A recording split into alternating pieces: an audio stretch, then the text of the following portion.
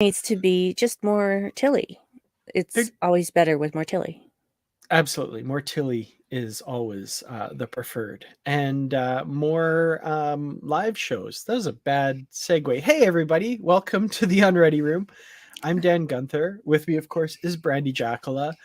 Brandi, how's it going today? It's windy up in this here part of the country.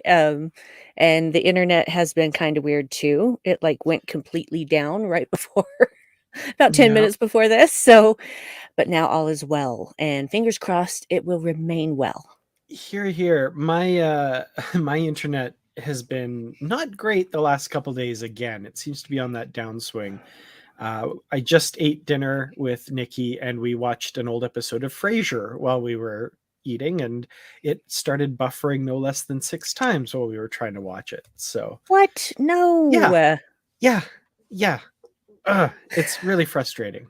So that's fun. Can't even watch one standard definition show without it. Yep. I know how that feels because sometimes when our internet's being really stupid, it will drop the connection several times in just a few minutes. And it's just like, really? What am I paying you people for? Mm-hmm. Mm-hmm. Exactly. Well, kind of a big episode. We're talking, of course, as has been the case for the last few weeks, 2 episodes of Star Trek, 1 episode of Star Trek Picard, and of course the season finale, the season 4 finale of Star Trek Discovery, the episode Coming Home. So yeah, very excited. We're gonna start with that one. I think we've been leading off with Discovery every week. So it makes sense, let's wrap that up and then go to Picard later. So, Brandi, Yes. I know there was you were of course get the screener episodes early. Mhm. Uh, how early did you get this one? Because I know this one was later than most for you.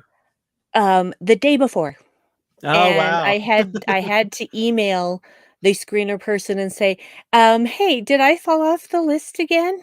10 minutes later, screener's in my inbox. Oh, wow. So it wasn't necessarily them trying to like keep everything secret. It might have been No, just yeah, for everybody else, they got it on Monday.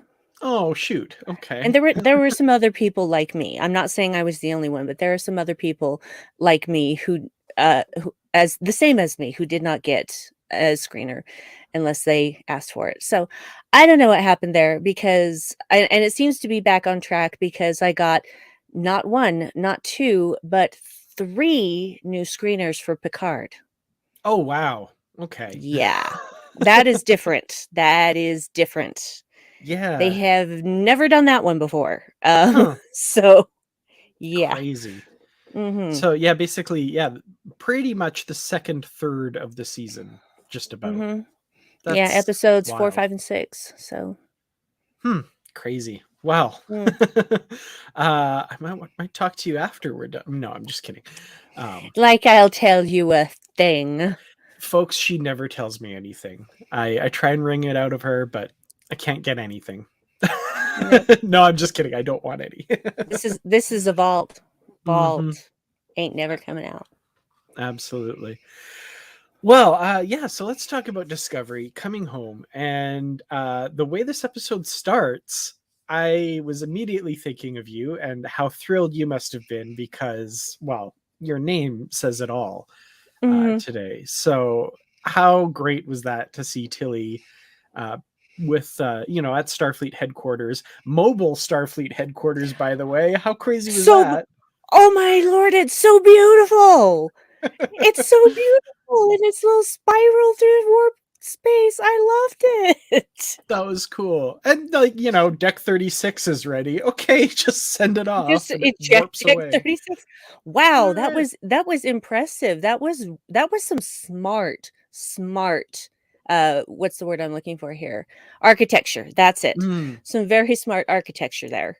So, well done, Starbase, Starfleet Command, whatever, yeah, Federation headquarters, all that. that was pretty cool. I was like, okay. Yes. It's one of those moments where you're like, okay, I believe this is the 32nd century. Like, okay, Mhm. yeah, I can't quite wrap my mind around that. that makes sense. I probably shouldn't be able to quite wrap my mind around that. Yeah, no, it was beautiful and amazing, and I was very excited. And we hear Tilly's voice before we see her, and I'm just like, Dave, have me a tissue. So, there Before was there's even so a much crying. Yeah, before there's even like a character visual, you're crying with this they're just episode. like, Makes sense. yeah, it's and honestly, the second time I watched it, I cried even more. Mm. So, the first time through, 3 tissues gave their lives. The second time through, 4 tissues, and 4 well, 5, really, if you Mhm. count all the nose blowing, which I do, because that's all part of it. Oh, for sure. Yeah. So yeah, Tilly in her role as a teacher, basically an instructor, and the return of at least 2 anyway of the cadets from that episode too. That was kind of nice to see. I'm glad they at least got them back. That was cool. Agreed, it was nice to see both of them again. Yeah, I also like to imagine the other 2 are just off screen, kind of doing very important jobs as well. So Yep, they're working on other decks. exactly, absolutely.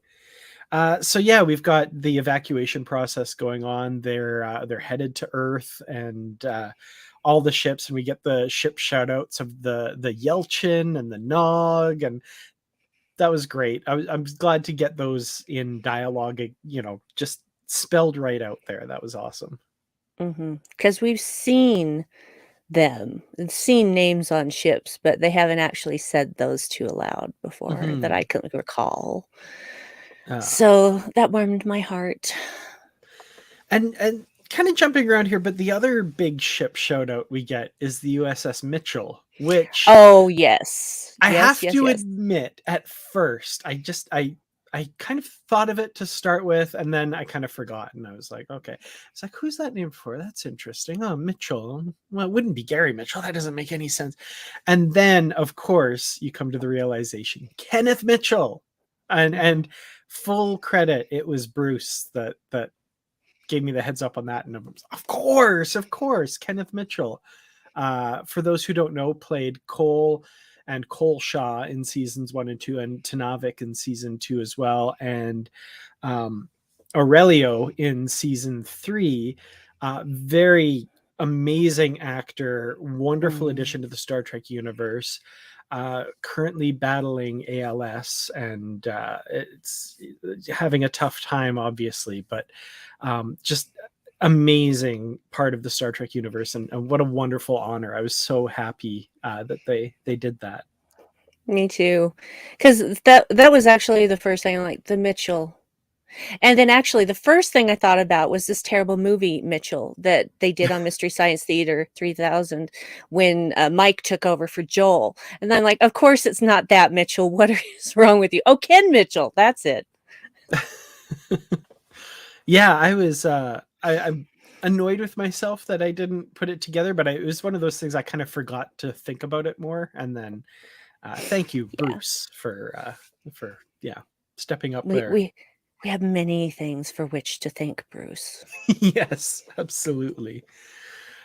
So yeah, we join, of course, the action that's happening in the realm of the 10C, and we've got Book and Tark. Well, again, I need to correct myself. Tarka has taken the ship. Book and I almost said Tig. Book and Jet are locked up in the little brig area there, the behind the force field, and Book finds something on the floor, and I was immediately like, "Is that Grudge's cat collar? What I is know, just like, that looks like a bracelet. Oh, no, that's a cat collar. That's a cat collar. Yeah, yeah, the little one from it was featured pretty well in season 3. It makes that little meow noise. I love that. Mhm. And yeah, because the force field is generated by the holographic generators, they're able to use this because Grudge hates holograms, apparently, and has technology in the collar to basically repel holograms. And they make a little cat door for them to get out of. I loved that so much because, like Jet, we were all waiting for a big door. And Hmm. then the cat door just, uh, beautiful. Loved I it. I do have to admit that right before the little door appeared, I was like, is it going to be just a little kitty door for, oh, yep, there it is. You work with what you got. Mm-hmm. Absolutely. Bruce pointed out when we were discussing this, though, that all that was missing was like an image of either Jet or Book, but preferably Jet, trying to have to kind of wiggle their way through the little doorway there. But I'll settle for the look that Jet gives Book. That was worth it. That was good. Yes. Oh yeah, and yes. we see others with similar sentiments here. I wish we could have seen them crawling through. Yeah, that would have been amusing. It's okay that we didn't, though. I'm fine with it. Mm-hmm. Oh yeah, no, for sure. I can imagine it just fine. So Yeah, and I always wonder if like the first thing. Okay, so we're jumping around the episode, but in my mind, I'm like the first thing that Jet did when she got back to the ship was go order a bowl of hot and sour soup. you know it. Mm-hmm. Absolutely. Okay. Most satisfying right hook ever, by the way, if there are awards for such things. That was amazing. Thank you, Yep. Book. Yes. It was a long time coming. Mm-hmm. Yeah. I have to say again, because this is so overdone in movies and television. If someone gets knocked out, they're going to be out for a maximum of 2 minutes. If they're out longer than that, they have brain damage and you need to get them to a hospital. That's just the way it works. They're not going to be laid out on the floor for hours. No. And probably pretty easy to rouse, which is why I was kind of annoyed at Book trying to wake him up later. I'm just like, oh, ugh. But most people don't actually know this because we've been so brainwashed by movies and television. We think this is the way it is, but it's not. That's not the way it is. Yeah. It was I was so satisfied to see it though, and the fact that Tarka wasn't expecting it and he just stood there and took it like a punk. I'm not normally a violent person. I'm just going to put that out there, but that was so satisfying. So satisfying. Yeah, he definitely had it coming. Mm-hmm. Definitely. Okay.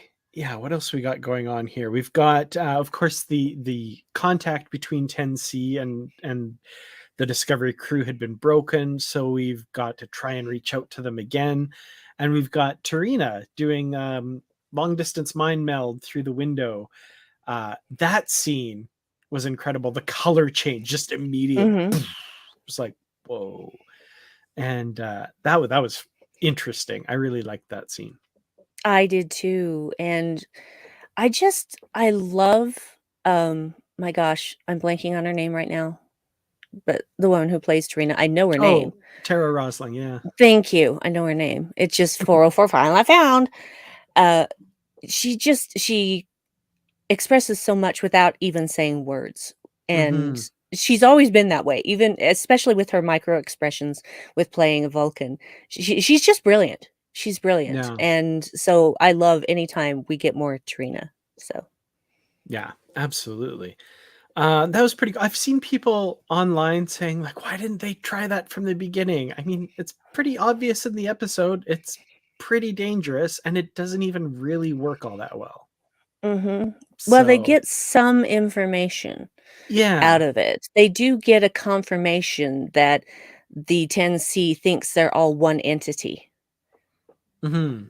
Which is quite an interesting insight and makes a lot of sense because they're not differentiating between Tarka on this ship and Discovery. To them, it's all extensions of the same thing, at least from their perspective, until they come to that realization that like, oh, you are many ones. That's weird.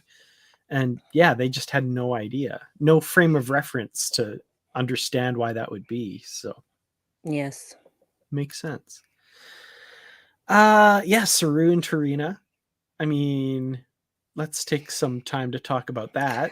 Let us talk for a while about Saru and Tarina because we all know I adore this pairing. and it looks like my dreams of shipping are coming true. Yeah, yeah. It feels like their Facebook status has officially changed. That's pretty To in cool. a relationship. Very cool. Yeah, that Yes, was nice. Yeah. Tarina, I love Tarina and I do too. Saru with her together. They complement each other so well. That was so great to see. Yeah, and again, I still don't know if that was just something that happened or if it was something that they actually worked on and wanted to convey. I still don't know the answer to Hmm. that, and frankly, I don't care because it's very obvious they have great chemistry on screen. And of course, I think Doug Jones could have chemistry with a rock, for heaven's sake. But but that's Yeah. just me. So I just yeah, I loved every moment they were together. Even if there were other people around, still loved every moment they were together. Hmm. And like the place as well where they make it official, I guess, for lack of a better term. The window, the same window where they were standing with the sunset happening on Navarre or sunrise, I can't remember, one of the two, where they first were having a conversation that, well, had nothing to do with like an interpersonal relationship or something. It was that scene that I think a lot of fans saw and said, man, these two have a lot of chemistry together. So, the kind of symbolic beginning of that relationship, we come full circle and they're standing in that same corridor in front of that same window. That was a really nice little bookend.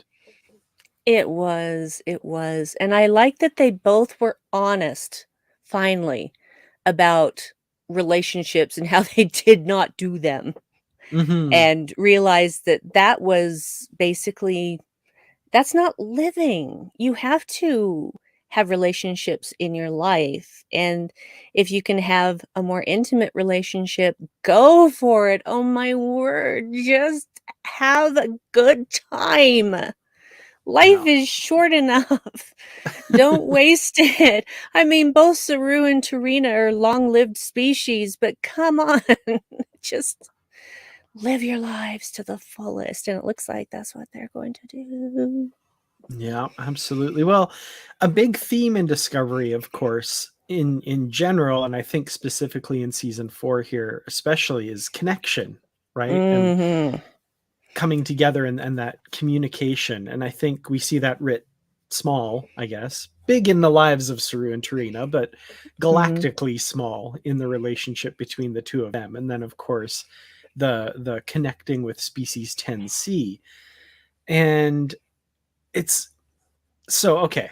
Let's talk plot details, I guess, because we've got General Ndoye has done this thing to aid Tarka. She thinks Book and Tarka, but Tarka, because he put one over on her. Um, I have very complicated feelings about Ndoye, and I think the Mhm. episode intends you to have very complicated feelings about Ndoye Mhm.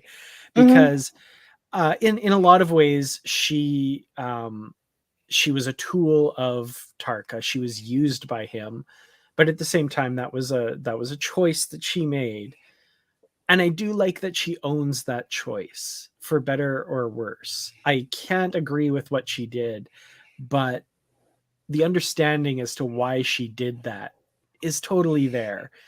Mhm. And yeah, I still have mixed feelings that, you know, I don't know. She's still in uniform at the end, and she did serve Earth, but I don't know. I'd have a hard Sh time trusting her after that. You know? Well, here's the way I feel about it.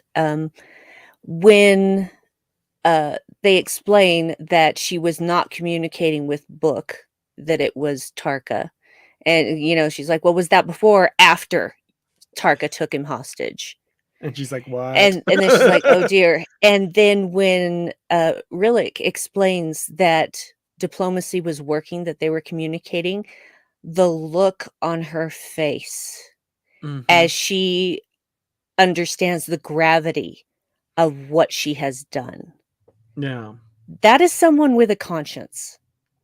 That is Yeah. someone who Oh yeah. actually does strive to do the right thing. This is not like Tarka. No, God, Not I'm at all. definitely not. So No.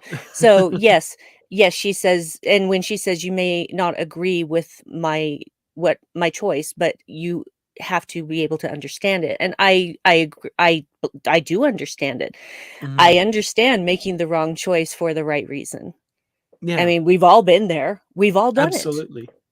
Yeah. So I could totally empathize with her. And she volunteered to go on a suicide mission. She didn't expect to come out of that.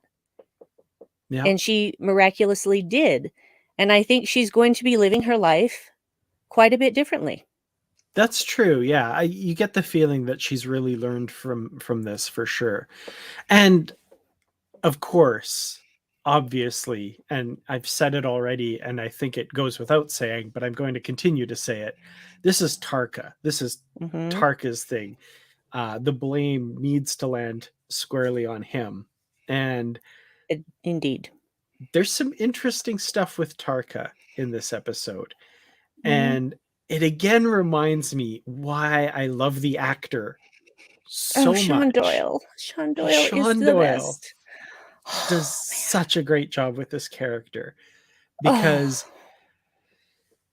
even though I will never agree with what Tarka did, and you're not supposed to, obviously, I feel so much empathy for him in just one moment, and I think you probably know the moment where what happens is what I wanted to happen, is that he realizes the weight of what he's done and that it was wrong.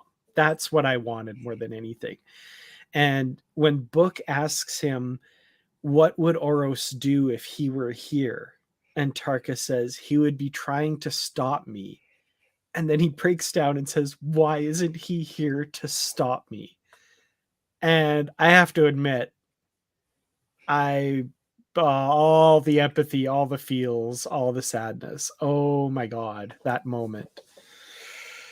Yeah, I might have been audibly sobbing during that.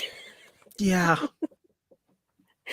Which does not at all mean that I think Tark is a good person and should have gotten what he wanted. That does not mean that at all.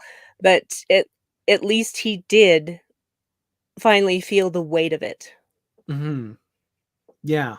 And that's what I wanted more than anything. And it's obvious he did. Like, I mean, that doesn't atone for anything. That doesn't redeem anything. But it's sufficient punishment for him in that moment. I appreciated that. I appreciated that he had to face what he had done. I really, really, truly did. Even if, I mean, who knows? He might be dead. Or the energy of hitting the hyperfield might have transported him out. I don't know. We may never know. I don't know that I need to know. But I do know that he faced the weight of what he had done, and he did try to send Book back to Discovery. Yeah. And your point about we don't know, and I agree. I don't think we'll ever know. I think they'll leave that completely ambiguous, which I appreciate, because either he died in the explosion and was killed, or maybe he somehow found his way into that other universe. Even if that happened, I don't think he'll ever find peace there. Kind of to the point you were making last week, and I think the week before as well. And the week before that. And yeah, like he won't find that peace because of what he's done, because of the actions he's taken. He won't find what he expects there. And if what he expects is to be able to live with himself and to be able to find that peace that he lost, right? So yeah. Well, the thing that he didn't understand until, the very end was that peace does not come from without. It comes from within. And if your actions are not peaceful, then your soul is not peaceful. Then your life is not peaceful. So no matter what emotion it is, like if you want love, love yourself first. Appreciate yourself and believe that you are worthy of love, and you will get love. Same thing with peace. It's not something that you can get from outside of yourself. Yeah. And I think that resonates a bit too with the discussion they have with Book and Reno and Tarka as well, where they're talking about, like, he's trying to convince Book. He says, Kahim and all of them, they will be there as well. No, it won't be them. Well, I didn't say it would be exactly them, but it's like, you can't rely on those things to give you peace. Like, that's not, you have to rely on yourself to Mm-hmm. make peace with what has happened, right? And Reno says it as well, that, like, yeah, I mean, a version of my wife might be there, but that's not my wife. That's not, you can't construct this reality out of something that's not real. You have to, yeah, I don't know. I'm kind of babbling, but it's just, No, I totally get what you're saying. Well, and the thing that occurred to me too is that how do you even know that there's a Quajon there? How do you even know yeah, there's an Earth there? You don't know. There's yeah, no way to know. You're just assuming it's another copy of our universe, but peaceful. hmm, But that doesn't necessarily mean that everything's going to be the same as far as people, planets, etc. I yeah, mean, just the hubris of thinking that is just like, okay. yeah.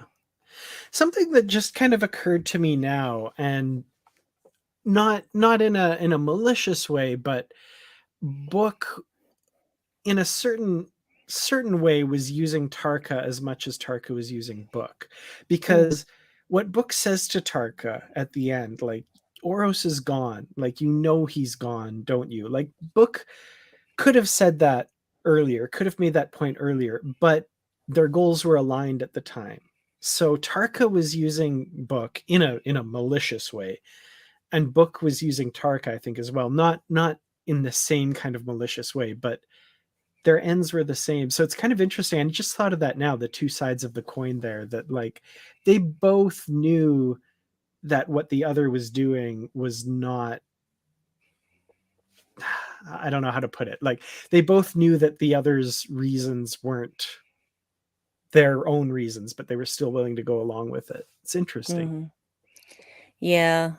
Yeah. Well, it's like Jet said, pain makes you blind. Yes, So, for both of them, absolutely.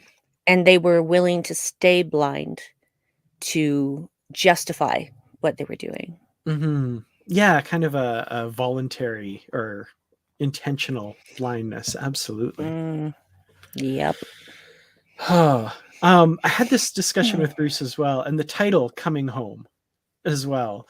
There's so many ways that it applies to the episode. I mean, obviously with Discovery at the end and coming home, but we've got the whole mission of Tarka, the other universe he refers to as home, right? So Hmm. there's that aspect of it. There's Starfleet and the Federation going to Earth to aid in the evacuation. Earth, pretty much the birthplace of the Federation and Starfleet, so they're coming back home.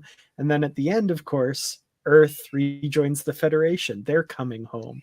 And I love that. There's just so many levels that, like, I'd love to be in the writer's room where someone's like, I've got it, coming home. And everyone else is like, yes, that's the title. Well, didn't Michelle Paradise write this episode? Mm-hmm. If I remember correctly. But I Yep, and all of the writers will say it's an effort amongst everyone. So absolutely. it's never Yeah. just one person writing it. But yeah, I'll bet that happened exactly like you're saying. They're so clever, these people. Oh, so clever. They really are. They really are. Oh, okay. So yeah, we've got, you mentioned Ndoye going on that mission. I do have to admit, for a few seconds there, I really did think that Kayla was going to pilot the mission. Just for those few seconds till Ndoye stepped up. And the look on Awoshikan's face. Hmm. Oh man. Oh. It was how and all of us felt. I honestly think it was Owo's look that sold it for me. I was Hmm. like, oh no, we're gonna lose Kayla. Oh, I'm so glad we did. Me too. I was just like, no, no, there has to be a way out of this. There has to be a way out of this. It can't be Kayla. No. Yeah, Yeah. I was concerned. Whew. Yeah. And yeah, it was the bridge officer's test, right? The one that Troy had to take to get to commander. Was she had to order Mhm. Geordi to go do something, and I was even feeling for Burnham there, who had to Mhm. order her friend. But thankfully, General Ndoye stepped up and survived too, so that was cool. Yeah, well, the thing is that Michael and Detmer go back to before Discovery. Hmm. They were together on the Shinzo. Yep. So, And who it's, knows how long they served together there, right? yeah, at least 2 or 3 years is my guess. Hmm. So, yeah, it was, I was really worried there because, honestly, I had no idea for sure what was going to happen. There was so much still up in the air, and, you know, what was going to happen in my head, I couldn't even fathom that. I'm like, I don't have enough information to put this together because we still don't know that much about the 10C. And so I just ah so I really was just like, okay, just hit me with it. Just get in my face. Get in my face. And it did. And then I used a lot of tissues because I was crying a lot. Hmm. Yeah, there were some convincing death fake outs in this episode, in a good way, I think, because there were a couple moments that I was like, I really thought we'd lose a couple people, and Mhm. we'll get to a bunch of them for sure. But what were you gonna?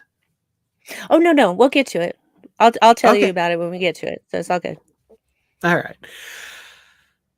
Okay, so yeah, we've got Ndoye, and she crashes the shuttle in, and amazingly, they're able to get her off in time, and they detect the two life signs aboard Book's ship. They're both still alive, but they can't beam off. They can't beam them off unless they choose to, because of the defenses they have in place. And Tarka sends Book back, basically, and oh man, Sonequa Martin Green can act like nobody's business, because that Mhm. roller coaster of we've got him back and then snatched away. Oh, that was brutal.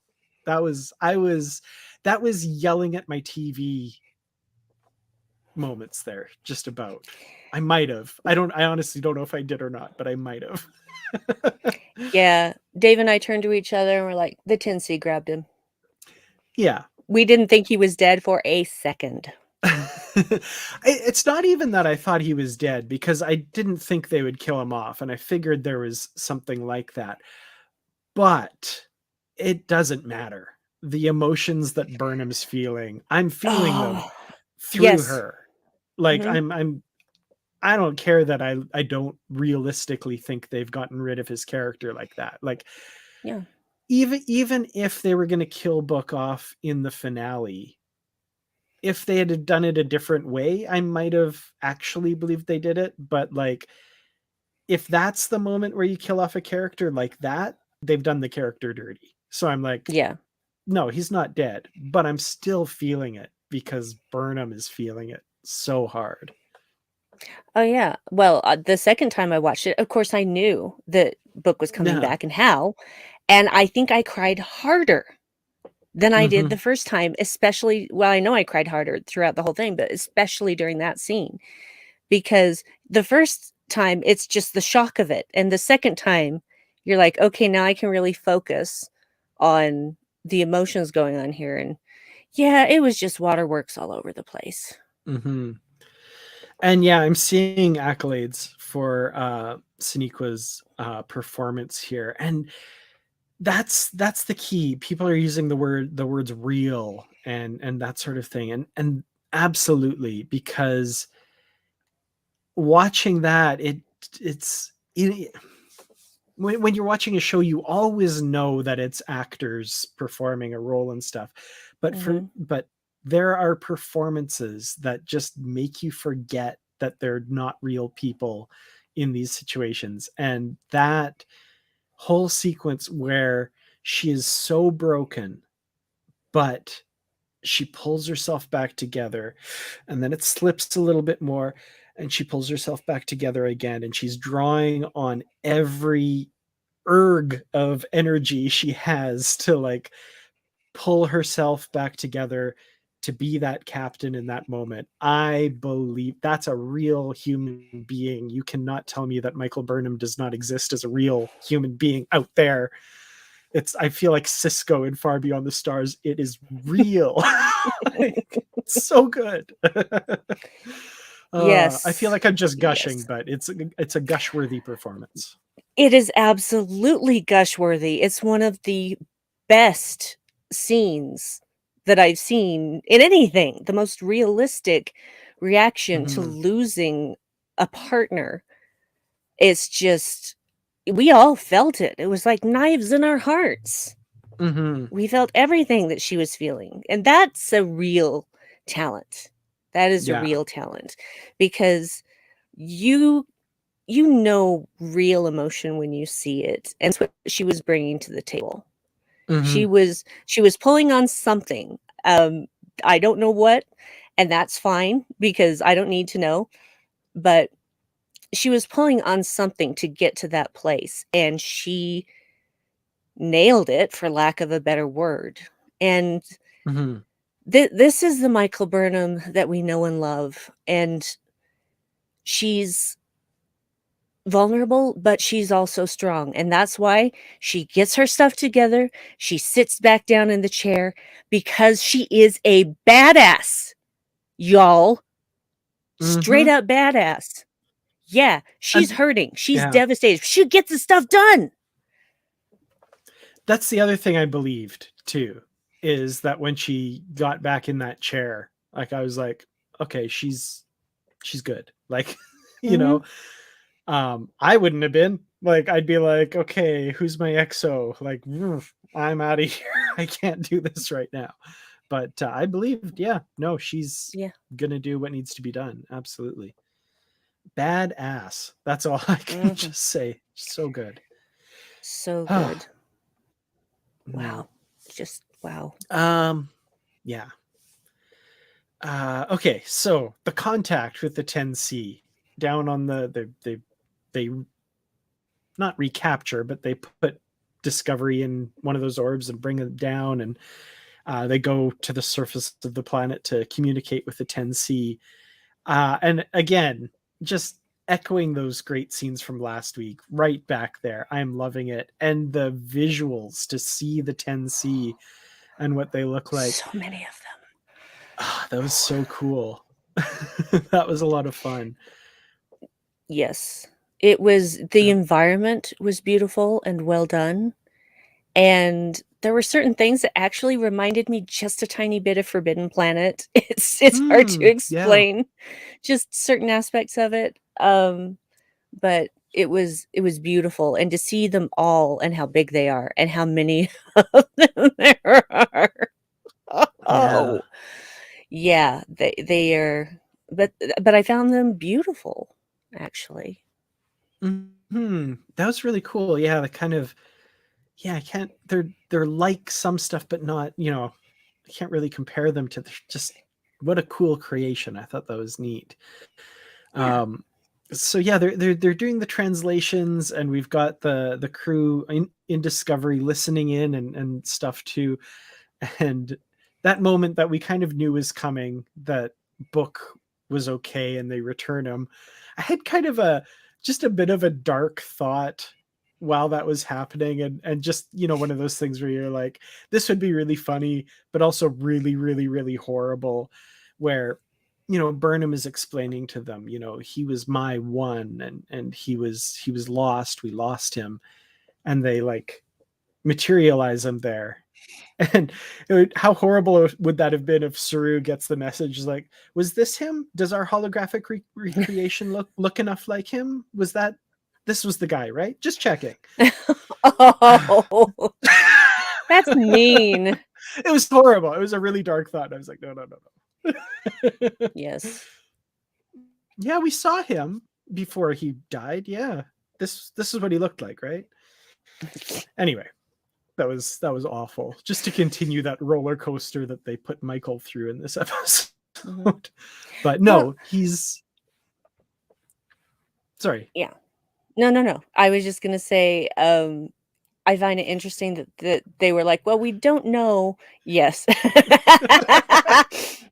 Well, Agreed. they didn't know what the transporter beam was, but Hmm. they figured it was significant, and so they intercepted it and just put it in stasis. It's like, "Oh, we'll just put this on the back burner while we find out what the heck these people think they're doing." Yeah. It would be curious from the 10C's perspective, like, what the heck is going on here? Like, especially when Discovery uses the spore drive to break out of the orb, and then they don't Mhm. like send more orbs after them. I kind of like the idea of the 10C was like, let's see what happens here. This is kind of Oh, weird. yeah.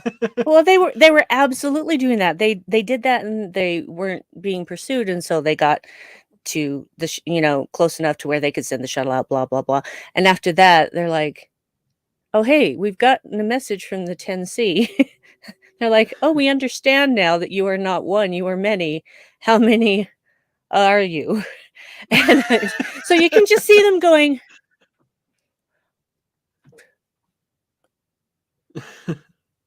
"Mm, um, I think we've misconceived what they are. What do you guys think?" What do you think? You think maybe um they're into what I just they're not like us. They're not like us. I can't grasp this. I can't grasp this right now. I can't. mhm. Ted, would you explain to me how they are many instead of one? Well, I don't know, John. You figure it out. Just imagine this conversation going on in like split second because they're all tied together. Mhm. Um, Also, Thomas, I darkly had that thought too for half a second. Tarka appears there. Obviously, never gonna happen, but like some corner of my brain was like, what if? But Yeah, anyway, no. yeah. Oh, TJ, referencing one of my favorite short stories of all time. Oh, man. Yes, it's so great. Do you know what that's referring to? I feel like I do, but I'm not sure. It's basically it's a short story that's basically a conversation between two aliens, and they're talking about these life forms on Earth. And the one guy's like, "You're never gonna believe this. They're made out of meat." And the guy's like, what do you mean meat? It's like, well, they're made out of meat. And they're like, well, what part does the thinking? They have meat parts that think. And it's like, how do they communicate? Well, they flap some meat parts together and communicate. And they're like, what? No, that's crazy. It is so good. It is so good. It's Oh, just a that's conversation. amazing. It's I excellent. love it. That's amazing. I've used it Oh, in an English class once. It was really great. It was so much fun. that's fantastic. I love that. I'd have to look it up uh unless TJ, was it called They're Made Out of Meat, or I can't remember. I'd have to try and find it again, but it was really good. Anybody in the comments, if you know the name of the short story or the author or anything like that, I have it in a book somewhere, but I cannot remember it at all. But Hmm. so good. um okay, so TJ doesn't remember the title or author, but yeah, Google They're Made of Meat, you'll probably find Hey, let's see here. They're made of meat. Let's have a look. I know this is what everybody wants to see during a live show is no. They're made. I can't type. Made of meat. Okay, it's a short story by American writer Terry Bisson. It was originally That sounds published right. in Omni. It consists entirely of dialogue between two characters. Bisson's website hosts a theatrical adaptation. A film adaptation won adaptation. The film adaptation won a grand prize at the Seattle Science Fiction Museum's 2006 Film Festival. That's It was cool. I originally didn't know that. published in 1991, excuse me. That sounds about right. Yeah, that's cool. Awesome. Yeah, Terry Bisson. Okay, cool. Bison with an extra S. There you go.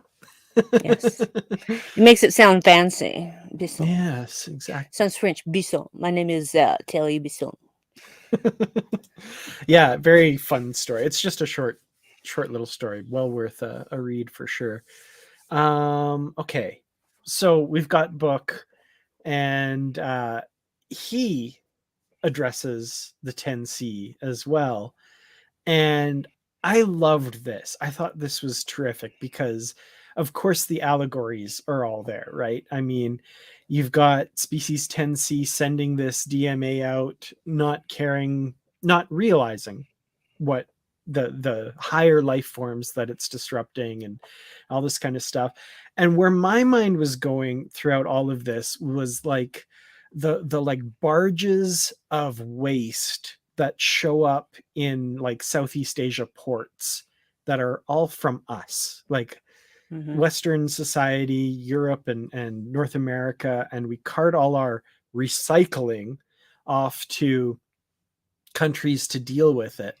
And when Book was talking about like the vast toxic waste fields left behind by these, that's all that my mind could go to, right? And man, Book, you just put into words so perfectly, what is good enough for species 10C to do. Like they're like, oh, we'll steer clear of you now, and all this kind of stuff. He's like, that's not good enough. You're laying waste to all this area, and you need to not do that to make it right. You need to stop that completely and stop hiding behind a wall. Like if you need this to power this creation of yours you've made, well, you can't do that. You can't just hide behind this and cut yourself off. We're all connected. Again, there's that theme, right? And then we're all connected, right? The empathy that Book has, and he connects with species 10C, which was something I kind of thought might happen. I thought that would be a plot point at some point, and I'm so glad that happened. I agree, because he sure as hell has not been using that very much, Nope. because it's not useful to him in his mission. And so now that he's achieving his goal, or about to achieve his goal, he realizes, oh wait, the empathy was the way the whole time. Yeah, absolutely. So, yeah, we've got that sorted. 10C is sufficiently contrite, and they're going to make changes and move forward in a better way. And also, Discovery lost the use of their spore drive earlier. Oh, that was so hard. That was so hard. Oh, seeing that watching the navigation chamber, just yeah, it was so hard. It was just really, really hard. Yeah, I'm glad that they didn't. So obviously they're not navigating the mycelial network because it doesn't exist there. They're just powering up the spore drive, which means that they didn't need the navigator in that room. And I'm really glad they didn't need Stamets in that room for that, because that was not somewhere you wanted to be. But that must have been hard for Stamets to do as well. Oh, right? it was, but he knew it was the only way, and Michael didn't want to do it either. She knew it was the only way. They did what needed to be done. Yeah. Oh, the other thing that I liked about that whole scene where they're talking with the 10C and they're in engineering, kind of listening in and making sure the translation program's working and stuff. I loved when it flashed up to engineering, and I think it was Adira said like, oh, Book's back, and they all were like, oh, and I'm like, oh, they're watching Discovery with us.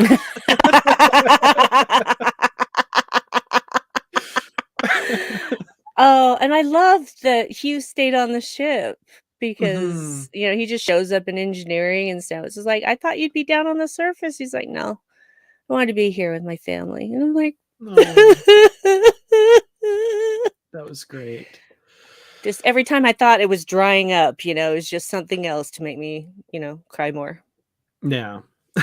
No, this episode's got a lot of it because the species 10C is able to send them back via wormhole, so they don't have to spend the next few seasons getting back to the Federation. They can. It's like, oh, we got a Voyager situation here. Yeah, yeah. They should have called that out. We've got a Voyager protocol or something like that. Yeah. Would have been funny. But yeah, they get back home and we get the reunions and stuff, and we get the reunion with Tilly, which that was nice to see for sure. I love you. I missed you. First words out of her mouth, really. We need to talk about Tilly and Vance and Yes, we them do need waiting to die. Yes. So that was wonderful. The way Tilly just stays behind because she knows Vance needs some help there. And even the way Vance kind of side eyes her and sees that she's doing that and then goes and does something and then like, hey Tilly, what are you doing? Like I loved from that moment all the way to the end, their rapport back and forth was so good. And I found myself thinking back to season 3 where like I liked Vance to a point, and that was a little bit constructed as well because Vance is wary of Discovery, these newcomers, and Discovery and the crew are wary of Vance and Starfleet, and like this seems different and weird right now. And I remember those first few times with Vance thinking like, is he completely on the up and up? Is this all good? We're in the same position as Discovery. We're just not sure. We're feeling it out. And then now 2 seasons later, like 2 full seasons later by the end, I never use this phrase because I don't try and sound hip like the young people and all that, but I am a Vance stan. I love that guy now. He is the ultimate. What is the opposite of a Badmiral? He is the complete opposite end of the spectrum of whatever that is, because I love this man. Well, my affection for Oded Fair just obliterated any doubts I had in his character being a good person. So I always believed he was a good person, and I always believed that once he came to understand and trust the crew from the Discovery, that it would, he would start showing his true colors, and he does at the very end of that season when he's talking to Michael and offers her the captainship. And so that's the Vance I always knew was in there. I always felt was in there, and so I was very pleased to see that come out. So yeah, definitely. And it's like yeah, I knew fairly early on that he was on the up and up and a good person, but he just like he's advanced to an even greater level at this point. Like he's like, oh, he's in that slot now. That whole scene with Tilly where they just break out Tarka's whiskey, that was wonderful. That was so good. And you got to imagine that all said and done, because of course the DMA is stopped and they're saved, like Tilly's gonna make lieutenant commander faster than anyone else in history at this point. Like she's got to be like Vance's right hand person at this point. Like he knows he can count on her. That is so cool. Yes, I'm really glad they figured her hair out. Because early on in the season, it was just not good. But this was, although it isn't the natural Tilly hair that I've come to love, it was still so much better than the weird stuff that was going on in the early part of the season. And I just was so happy to see her. And then when she's talking about, when they're sitting there drinking whiskey and talking, Dad Pearl. Yes. Thank Dad you, Matthew. Pearl. Yes. Yes. Where was I? Tilly. They were Sorry. talking about regrets. They were, they had time to sit there and dwell on their regrets. And she's like, well, I'm pretty happy with how my life went. And that was just, It was so wonderful. And she said some things that resonated with me. She says, some people never find their purpose, I'm one of those people. I don't feel like I found my purpose. I just don't have that one thing that I'm like, yes, that is what I meant to do. Had never found that. And it can be somewhat disconcerting, and I've just given up trying to figure that out, because if it happens, it happens. If it doesn't, it doesn't. But I don't know what it's supposed to be, so whatever. Yeah. Yeah, that resonated with me too. I was like, oh. Yeah. Like, oh, she's talking about people like me, huh? Yeah. What else do we got here? So, okay, yeah, we've got before we get to a big thing that I want to talk about, of course. Oh, I know. We've got President Rillak saying, kind of bookending with the first episode there in Burnham's ready room, saying, I said you weren't ready for Voyager in that first episode. You've grown so much. Now I think you are. And she's like, the answer's still no, but thanks. Well, I had a feeling at that moment. I'm like, no, honey, she was already at the beginning of the season ready for that captaincy, but you didn't know her. You hadn't experienced the magic of Michael Burnham. Now you know, but you still can't admit she was ready from the beginning. Fine. Have that little thing. Fair enough. Different perspective. I like it. Yeah. No, see, the thing is, I don't dislike Rillak. I actually have come to really like her. Oh, me too. Especially how she reacted to losing Book and how supportive she was of Michael. Yeah. So, she's very small, like understated moment too, where she puts her hand on Michael's shoulder and Michael just. Oh, that was great. Yes. Sorry. So yeah, I do love Rillak. Got no problem with her, but I'm just like, Michael's just gonna let that go, because Michael was always ready. She was already at that level. But Rillak, you can read somebody's file, but that doesn't mean you know them. That doesn't mean you truly know what they're capable of.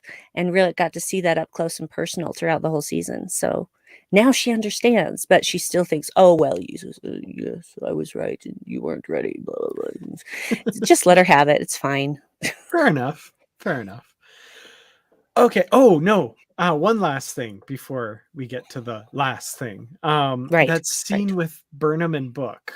I really loved that scene. And I can't even remember the phrase from Quajon, but I can't remember. But I just love that back and forth where he says the phrase and she's and he explains it, and then she says it back, and then he like repeats it back. Oh, it's she's like, I said it right the first time. And I don't know who all out there watches Brooklyn Nine-Nine, but I was flashing back to Boyle whenever he says his son Nikolaj's name, and they always have that Nikolaj, and Peralta's like Nikolaj, and no Nikolaj. It's like, I'm pretty sure I said that. I was like, oh, that's their Nikolaj moment. I love it. Yep. That was so good. Okay, so Stacey Abrams. Yeah, the proof once and for all that Discovery takes place in the Abrams verse. I'm just kidding. Yeah, I stole that joke, by the way. That was not my joke, but yeah, I can't say on air what I actually said when I saw her, but it was something along the lines of, "That is Stacey freaking Abrams."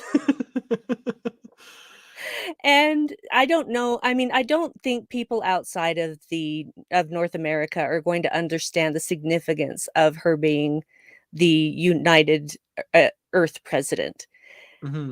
So if anybody from overseas is watching this and they don't understand, just Google Stacey Abrams and you will get it. It's Stacey Abrams, and she's also a huge Star Trek nerd. Yes. I heard her on, I think it was the Pod Directive, the official Star Trek Mm-hmm. podcast. They had her, might have been the first episode or somewhere very near the beginning anyway. Yeah, huge Star Trek fan. And I do have to say, like, as a Canadian, I do listen to a lot of American news and politics and stuff. I'm kind of, I had to look up who it was just because seeing her on screen, I was like, this is obviously somebody. And no disrespect meant to her whatsoever, Oh, but I was no. watching her going like, I don't think she's like a traditional actor. Like there's just there's some quality, right? Where you're like, I think Mm-hmm. this is a real life person, whatever that means. Um, not somebody who's a member of the Screen Actors Guild or something like that, Mm-hmm. Mm-hmm. right? Yep. So um yeah, so I looked it up and then I saw the name and of course I knew immediately, oh, I know who that is. I know what she stands for and I know a lot about her politics, and very obviously in line with what Star Trek espouses as its values and that sort of thing. So um I've talked to some people that well, I've seen comments from some people that are just way out to lunch, who are, Mm-hmm. frothing at the mouth with anger that this person is in Star Trek and blah blah blah, and like they're not even worth paying any attention to whatsoever. Yeah. I have seen comments from other people that I kind of understand, where they say things like, I'm not that happy with that decision because it's riled up that blah blah blah. Whereas I say I'm kind of glad they're all riled up. Like when you Mm-hmm. get the certain segment of the population riled up and angry, you're doing something right. But Agreed. a lot of people won't agree with me on that, and that's fine. That's fine. That's just my personal opinion on it. So I was thrilled when I realized who it was, and A, because of the political angle. I'm not gonna lie, like, yeah, that's great. And B, because I know she's such a huge freaking Star Trek fan, and how absolutely green with envy it made me that she got that opportunity to do that. That is so cool. Can you imagine that phone call? Oh, right? It's like, hello, this is Alex Kurtzman. I'm looking for Stacey Abrams. Because she knows who he is. Oh yeah. I just don't even know how that began, but uh she must have been over the moon because I know I would be. Oh Any yeah. Star Trek fan, that's the dream. That is the dream. But it's even more significant than that because she is the embodiment of what a leader should be, and yet she's not here to be a leader. That isn't really her goal. She only takes jobs that help further the cause of equality. That is Mhm. what she does. So if and I heard her on David Tennant's podcast, and he asked her, "Well, would you ever run for, Senate or the House of Representatives?" And she said, "No, because I can't get done what I need to get done from there." Mhm. And he said, "Well, what about president?" And she's like, "I don't think so. I don't think that would help me do what I need to do." Yeah. And so she's not someone who wants to accumulate power. She's not someone who wants to be a leader in that way. She just wants what should have already happened by now, which is equal rights for every freaking person on the planet. It's not a pie, you guys. It's not you have a smaller piece because this person now has the same rights as you. That isn't how it works. Mhm. It's not a finite resource. Never has been. But Absolutely. we are so built on this racist slavery base that we can't seem to get out of that because there are still far too many people upholding that patriarchy, that white supremacist patriarchy. Mhm. But here's the thing I find the most appealing about her appearance is when she and Michael go off and talk alone. Here you Mhm. have two powerful, intelligent Black women talking about the future. Not a man, not a Yeah. relationship, just the future. Mhm. And that was amazing. That was That a was great amazing. moment. Yeah. And even the pullback from Earth, and you see Earth, and like it's the African continent that's front and center. Hell That yeah. that just spoke that was I felt like that spoke volumes as well. And really, really sad state of affairs when I go online and see in the comments like, oh, that didn't really look like Earth. I couldn't make out anything that was recognizable. And I'm like, oh my God, people Because pick up you're a globe. white privilege. I don't have to know Oh, anything about anywhere else because I am the superior life form. yeah. Didn't show Europe or North America. I don't, that's weird. Oh. Anyway. Yeah, it's one of those things where, you see, I know my continents and Mhm. my countries. And so and I was learning those when I was in middle school. Yeah. And the fact that that isn't a priority anymore, it's just like Hmm. we're only and this whole thing with not making kids feel bad about being white. Your history should make you feel bad that things were done to other people that had the rights that you have right now, and those other people still don't have the rights. Mhm. You know, get off your freaking white privilege horse and maybe look around with real eyes for once and see what it's really like. Yeah. It's just Yeah, there's always, and for everybody on earth, there's always room to learn and to grow. And always. as long as you're doing that, I'm like, okay, you're on the right path at least, so Yeah. And um we all have those things where we do things that or say things that hurt people. And mhm, when I if I say something like that, somebody better tell me so that I know that I need to make corrections, because it's unfortunately just programmed into us. absolutely, yeah. And we can change our operating system. We Mhm, absolutely can change our operating system. So I want to be better. I want to be better than all of those other people that have the loudest voices right now. yeah. Absolutely. Well, I think a lot of the voices that I'm seeing in the chat are awesome because I'm seeing some Yes. amazing comments. And I do have to say, thank you so much, beautifulest. Um, Oh, so sweet. It seems obvious to me that you're both currently operating in your purpose. As much joy and hope that you have brought me during these perplexing times is indeed proof. Thank you both so much for following and inhabiting your bliss. Continue joy. Wow, what an amazing message! wow. And thank I, you. I think Um, I'm gonna cry. that's that's really sweet and amazing. And thank you so much. I don't even know what to say. Thank you. Thank you. That's incredible. Boy, we're an hour and minutes into this. Well, And that episode was an hour long. Uh, yes. sorry. Yeah, we've talked for longer than the episode was now about it, which makes Well, sense I because went there's a on a lot to few talk about. rants. Yeah, I went on a few rants that took up some time. No, it's all good because we still have to give our final thoughts and a rating, and also um, one. Well, I'll save it for my final thoughts. So, Brandi, final thoughts, ratings for Coming Home, and maybe the season as a whole. I don't know. And folks in the comments, feel free to chime in with your ratings as well. Mhm. I really liked the season as a whole.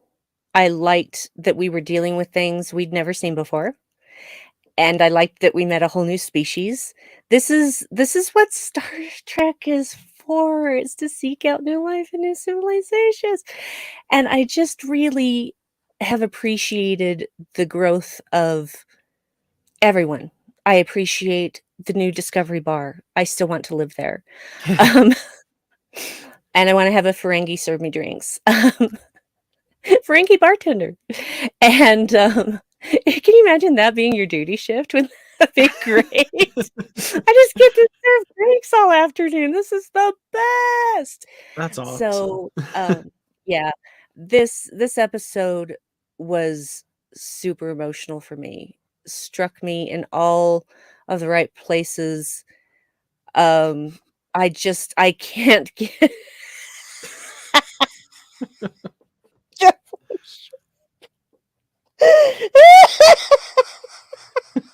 Jumbo strip.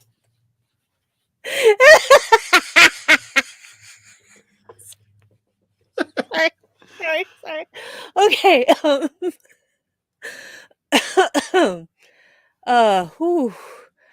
I'm gonna give this one giant stunt casting of an amazing leader as my rating. Just the whole season I've enjoyed, and I just love the show. I just love the show.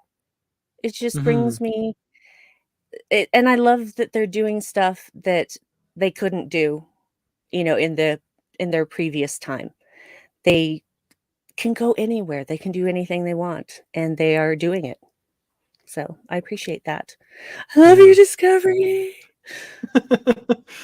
Yeah, I echo a lot of the comments. I really enjoyed this season as a whole. Actually, there's a lot of great episodes. Um, yeah, like the season finale and the second last episode are right up there with me as some of the best Star Trek in a long time. And the examples is still it's I think those last two might have edged it out, but it's still right up there too. So many great episodes. I really wanted hot and sour soup after that too. Oh, I But love hot and sour soup. Oh, it's so mhm. good. Oh, But yeah. honestly, this is, I think, in for me anyway, the best season finale of Discovery so far. Agree. Agree. Um, And I'm saying that as a person who really loved Such Sweet Sorrow, and that still yeah, makes me cry, but this made me cry more. I will be straight up honest, this made me cry more than season 2 finale. yeah, and I mean, I kind of had issues with each of the previous season finales. Not any like huge, breaking issues that broke the episode for me, but each of them had something that I was like, that kind of left me a little cold. This one, nothing. Like I was along for the ride for the whole episode, and I'm on the record as saying I was worried about the pacing of it, like how much they had to get done in the final episode. I was a little worried. That worrying was for naught. Like the pacing Mhm. was perfect. I never felt like it was rushed or that too many things were all happening at once. It was really well put together, technically speaking. And this season is my favorite of the seasons, I think, so far. Um, yeah, I mean, I won't go into each of the issues I had with each season finale, but there was just always some little niggling thing about each one. And this one, just, I can't think of anything that I disliked. It was so good. So, Well, that's high praise, man. I mean, yeah, I'm the one on the side of the pool holding up a 10 after that dive. So it was great. Nice. Nice analogy. All right. Well, I think I got everybody's ratings. If I missed anybody, I apologize. It's hard to kind of talk while I'm, um, you know, looking for ratings and stuff here. So yeah, uh, yeah. Is this a rating? I think that's yeah. Cool. Okay. So let's move on to Star Trek Picard because we've got a whole nother episode of a whole nother show to talk about too. So We unless do. yeah, Assimilation, season 2, episode 3. Again, another one of those titles that just has the multiple meanings, and they're getting really good at this. On the face of it, looks like a simple title, but they know what they're doing over there. Yep. So, okay, I need to like switch gears in my brain to Picard, which is interesting. Anyway, Mm. um, yeah, so we've got where are we at? Yeah, we've got the magistrate and the security team aboard La Serena at the top of the episode. Elnor has just been shot because, again, he's the only non-human there besides the Borg Queen. So, of course, watching that previously on Picard as well, they emphasized it too, about how they beam in and the camera tracks all the faces and then gets to Elnor and then he's shot. So it's such a that moment where it's like it's I don't know what the word is. Premeditated isn't what I mean, but it was a conscious choice that, like, Yes. everything, it was a considered choice. That's what I'm thinking. Is like all the people there, Romulan, and I'm just like, oh god. So yeah, we've got that going on. Um we've got them being held at gunpoint, and Seven tries one last attempt. How dare you interrupt this top secret mission? I'm the president, blah blah blah. But you have to know that anybody that said, well, Annika Hansen marries isn't going to be an idiot. Unfortunately, he's not an idiot, No. and does quiz her, and she has no idea. And yeah, so that doesn't work, and they have to fight their way out of that. But yeah, basically at this point, we've got Elnor down on the ground, and they've taken out these people, and they're being chased by 3 starships. And thank you, because yes, the names of those 3 starships I do want to talk about. The 3 ships chasing them. Did you see this online, Brandi? The names of them? No. No, I did Okay. not. The 3 starships are the Dougherty, the Quinn, and the Leighton. They're all named after 3 badmirals. Mm-hmm. Quinn was under the influence of a little parasite, and he seemed fine after they got it out of him. But the other 2 were definitely badmirals. Yeah. Wow. I thought that was Very clever. interesting. That was actually pretty cool. That's pretty cool. Yeah, I love. That's a fan reference that I'm not upset about.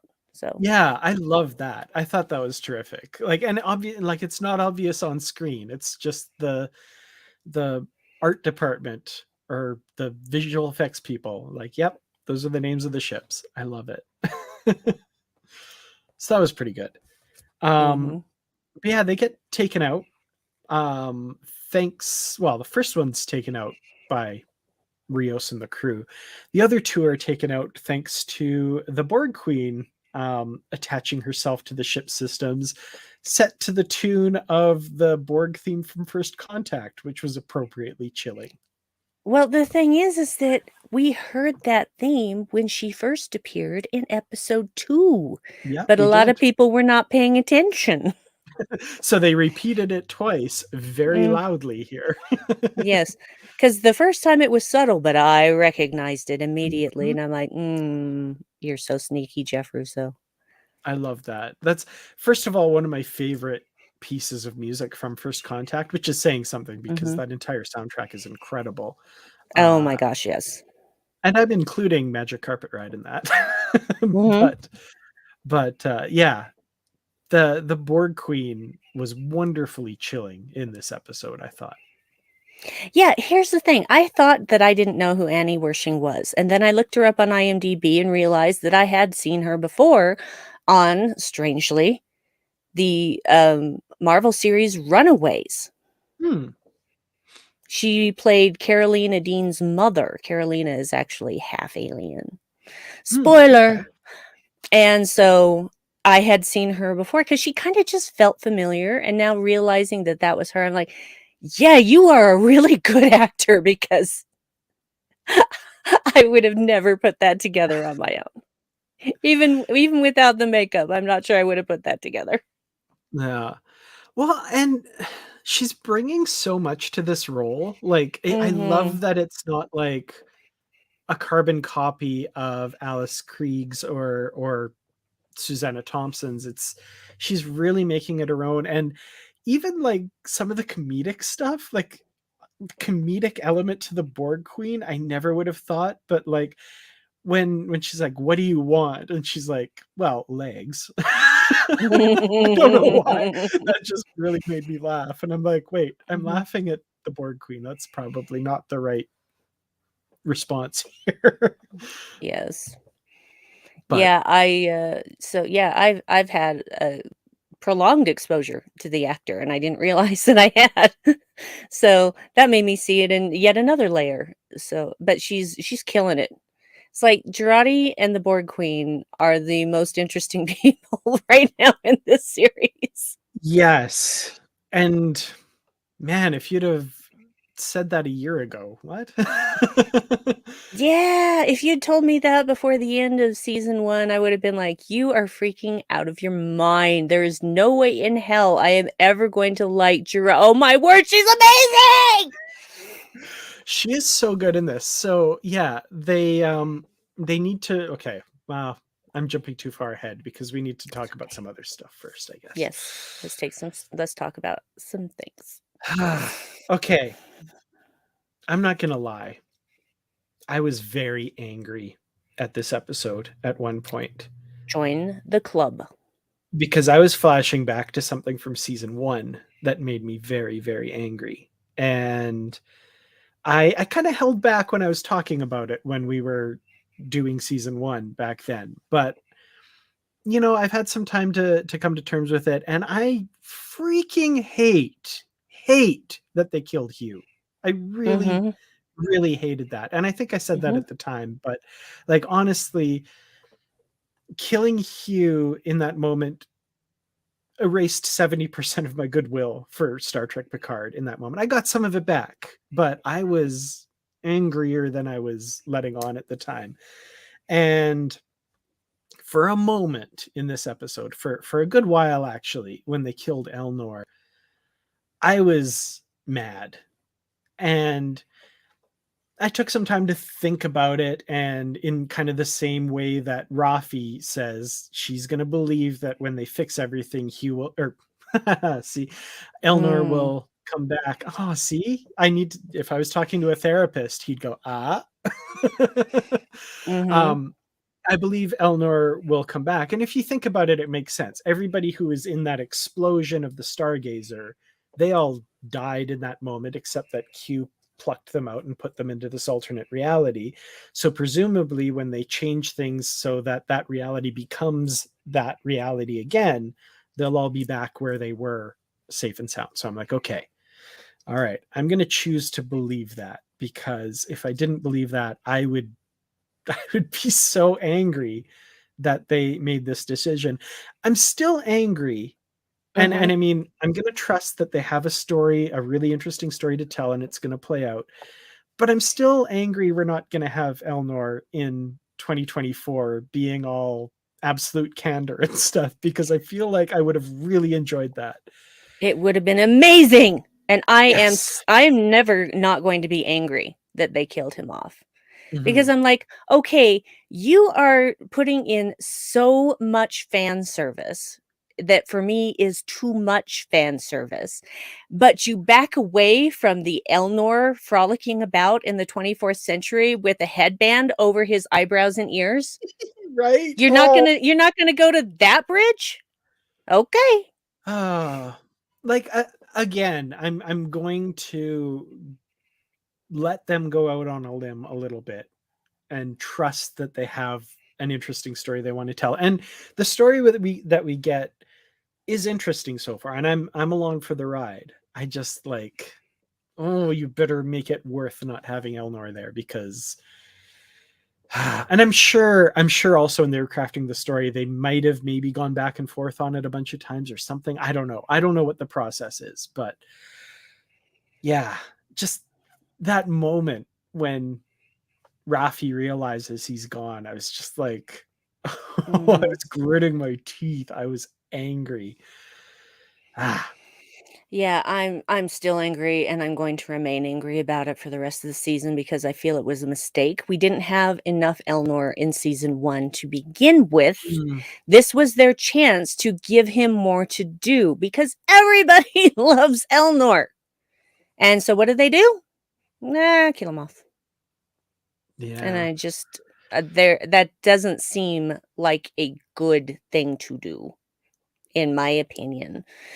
Also, I have seen more episodes than you guys have. But I'm not going to say anything about them. I just feel like, while watching these, I'm like, oh man, the things Elnor could have done in this scene, the things Elnor could have done here, done Oh there, no. just it's such a waste. Uh yeah. Man. Anyway, I'm gonna I'm gonna back away from all of that at the moment Good, because good thing, because I will just keep being angry if we keep on that subject. yeah, for sure. And I mean, the state of mind that it puts Rafi in is disturbing as well because Hmm. she's had such a tough time and seeing her kind of in that place again Hmm. where like in season 1 she was always just on the edge of trauma, like it felt like, right? And she's kind of back to it a little bit here, and I'm saying it's a bad thing for the character because I hate to see her suffer. That said, Michelle Hurd plays it so well as well. So Hmm. I'm obviously torn because I love seeing her acting on screen. It's amazing, but these characters are so real to me that I'm just feeling for her so much. And her confrontation with Picard, I felt echoed a lot of what we saw in season 1 as well. And this is a good thing, mind you. I'm not saying this is a bad thing. This is a good thing. One of the things I really liked about season 1 was the bit of calling out of Picard that we got from time to time. Hmm. And I like to see that again a little bit here, where um, and I'm not necessarily saying Picard made the wrong choice in that moment. Like he is making a hard choice for what he believes is the best for the mission. And I also totally 100% agree with Rafi that like I would be up in Picard's face about that as well because you sacrificed Elnor to save the Borg Queen. Like let's look at that here. But Well, obviously, save the Borg Queen, save the timeline. yeah, and that's what I'm saying. Like I Yeah, 100% agree with Picard's decision, and I it's 100% agree hard. with Rafi. Well, see, the thing that I find interesting is that she is going through this grief thing. She is having a difficult time. She is angry, but she's not an addict anymore. She has Mhm. nothing to dull the pain. Plus, Yeah, she's not trying to find anything to dull the pain, which is really big progress for her character. absolutely.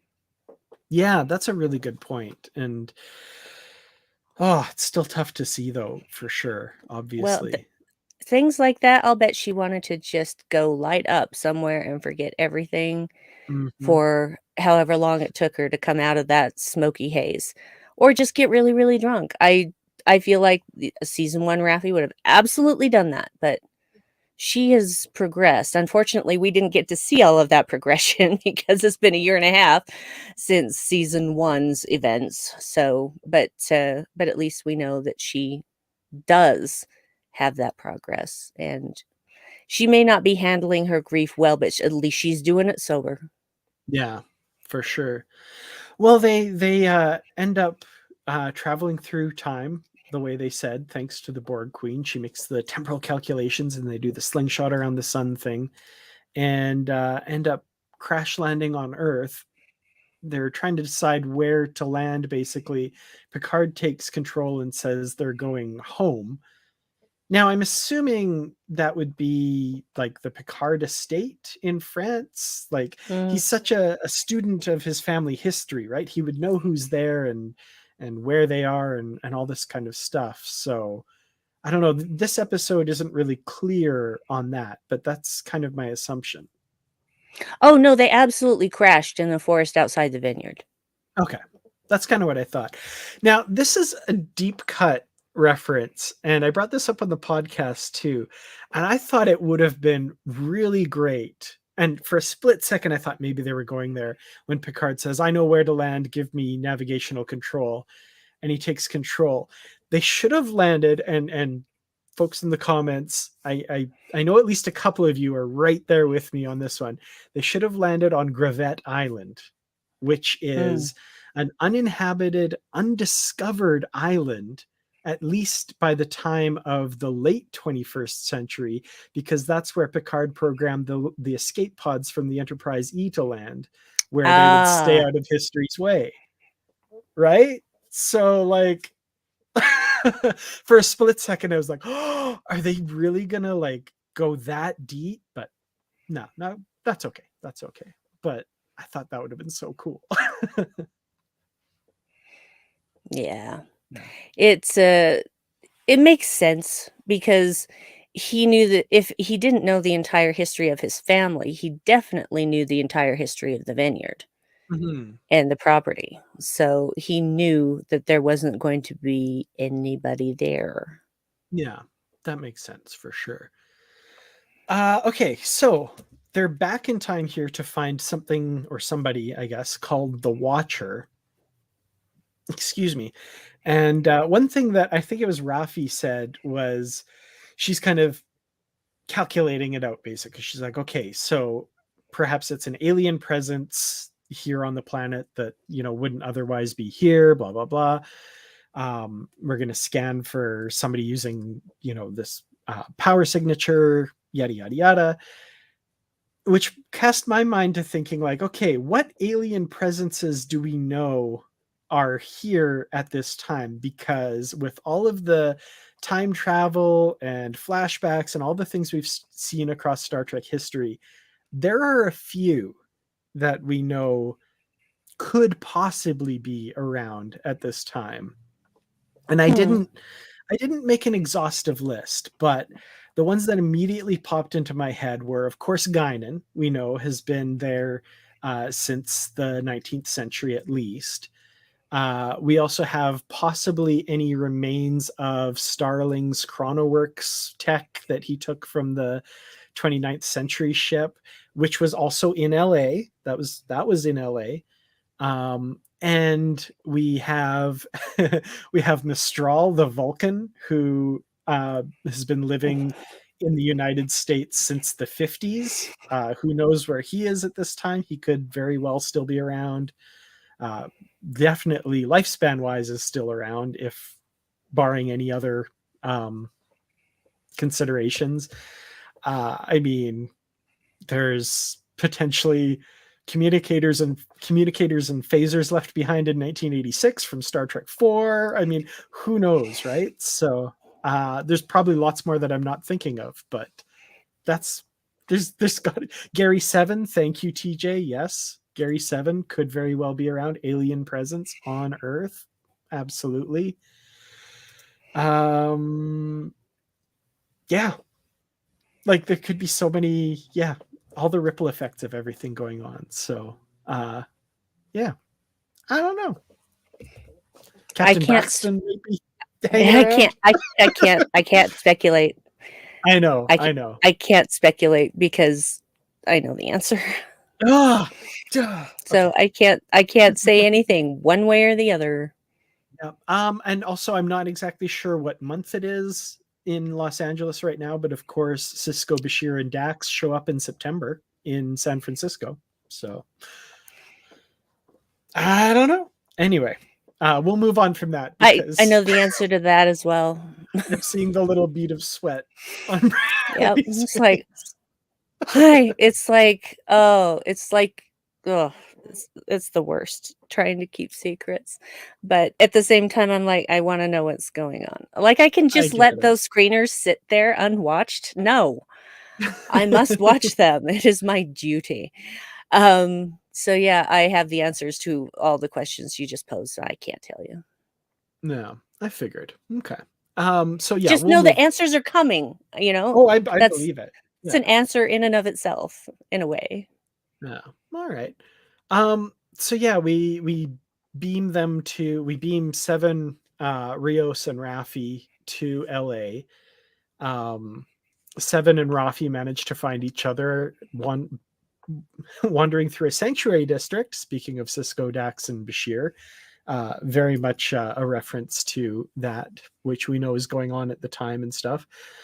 And Rios, oh man, so his fall from that fire escape for like half a second, like after he flipped and landed on the ground. Smacked into the ground, you mean? Yeah, and I mean, like, darn media in at this time, I'm like, ouch, that probably hurt. And then I realized I wasn't watching some stupid superhero movie, and I was like, oh yeah, no, he's actually injured. Right, this isn't like somebody getting thrown across a room in a superhero movie. No, he's actually really badly injured. Yeah, that was brutal. And you just see the blood start to pool, and you're like, oh no. Oh yeah, that's a concussion for sure. So I wasn't surprised when the doctor told him he had a concussion. Here's the thing: after watching that more than once, because I've seen that twice, three times. The actual shot when he first materializes and is falling, it is not well done. Oh It is not really? well done at all. Like the background, it just looks so it looks a little 90s, actually. It just Hmm. wasn't well done. I didn't believe that at all. I'm like, "You are superimposed over something else. You're just on a green screen, bud." And it Oh shows. wow. It Huh. just, it really bothered me because the first time I saw it, I'm like, "Hmm, that doesn't feel right." So, the second time I watched closer, I'm like, "Oh, that's definitely green screened, and it was not green screened well." Wow, I'll have to watch that again. Interesting. Um, sorry, I love Linda's comments. No hospitals, no losing anything. Rios. Yeah, Oh yeah, dear. yeah. This episode really just frustrates me a lot because I so I many get that. tropes happen in it. It's like, of course, they're not gonna all end up in the same place and they have to find each other. Of course, one of them gets injured and loses his comm badge. Of course. You know, just it's just like, just don't do that for once, baby. But we can't not do that. It's a trope for a reason. Yeah. Oh, for sure. So yeah, Agnes, nope. Gerard, no, jeez, my goodness. I'm tired, obviously. Yeah. Seven and Rafi are making their way downtown. Nope. They're making their way through LA. Again, very tired. My brain is doing things. Um, yeah, so they're making their way through Los Angeles. They're trying to get to the highest point, the tower, and do a scan of the whole area. And thank goodness for easily manipulated security guards. I do have to say I enjoyed that scene. That was fun with Rafi and Seven, and Seven's like, "Oh, my fiance and I, blah blah," and Rafi's like, "Buh." Yeah. Like she And breaks character big. Well, she breaks character of the character she's supposed to be pretending to be in the 21st century, to mhm. be like, what? We're doing this, okay. That was And I great. love how she said, "Yeah, we came up here on our first date, etcetera, etcetera." And there was someone who let us go up all the way, and he was tall and round, and Oh, they're you just mean, waiting, just free balling it, just not even, just, just like, there's got to be somebody tall and round that works in security, right? And oh, he's that like, was so good. Kevin, like, yes, Yes, Kevin. Kevin. Now you're You're you're not not funner gonna than be. Kevin, right? I mean, Or Kevin's not funner than you, right? It's like, yeah. I'm way funner than Kevin. Kevin is not funner than I am. That Yeah, was terrific. it was funny. No. I like Uh, how when Seven first appeared, there's a little girl right there. yes. And the little girl says, "Yep, there it is. Are you a superhero?" And she doesn't confirm or deny. She just crouches down and says, "Can you keep my secret?" That was And she's terrific. like, "Yeah," and she winks. I also like Rafi taking down the, thug who tried to shake her Mhm. down. Yeah, so satisfying, and she's just like, "Wow." I love how she puts her hands up, and then she's just like, "Oh, money, yeah, no," and wow.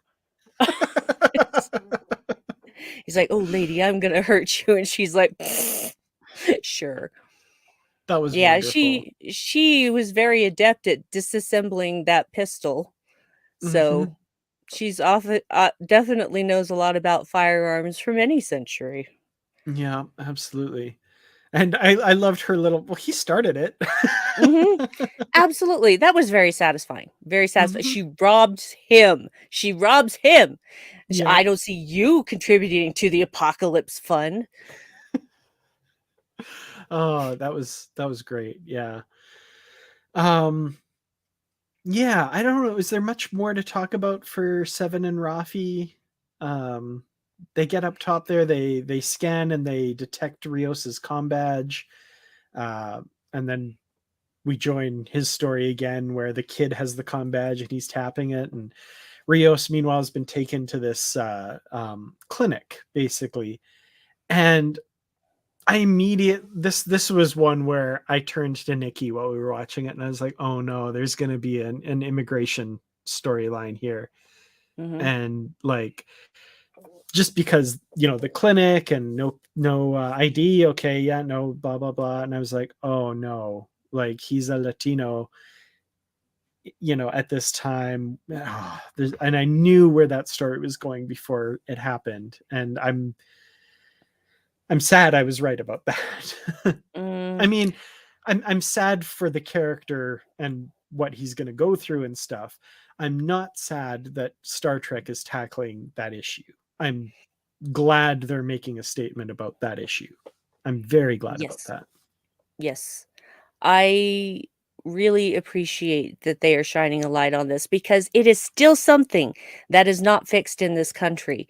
And the immigration process is ridiculous and impossible. And everybody's like, well, it's okay to come in the country. You just got to do it the right way. There is no right way now. The Mm-mm. right way to do things could take decades. And that is not an exaggeration. Mm-hmm. Just the way that they screw with these people and just avoid doing what needs to be done. It's just ugh. It makes me so angry that more attention isn't paid to this. So I am so happy that there is a big giant spotlight being shown on it right now in a Star Trek series. And if people are like, yeah, you like politics, well, guess what? Star Trek has always had politics in it from day freaking one. So Mm-hmm. deal with it.